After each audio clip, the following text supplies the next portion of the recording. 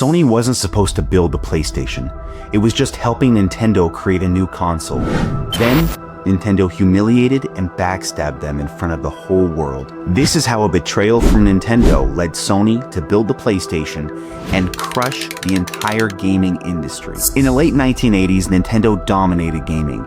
Its SNES console was a massive hit, but it needed a new upgrade, a disc-based system to replace cartridges.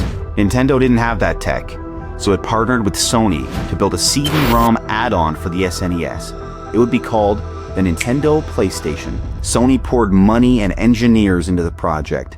It would combine Nintendo's games with Sony's disc tech.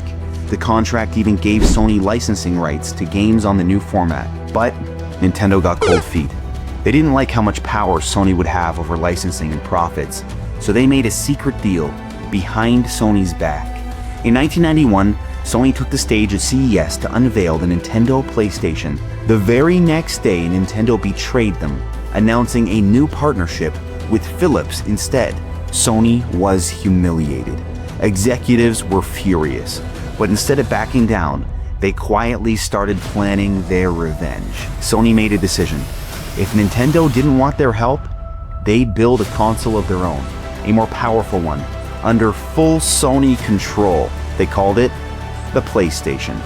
At first, nobody believed they could pull it off. Sony had never made a game console. They weren't even in gaming. But when the PlayStation launched in 1994, it was a beast. 3D graphics, CD-based games, more developer freedom. It was modern, cool, and cheaper to make than cartridges. It sold over 100,000 units on launch day in Japan.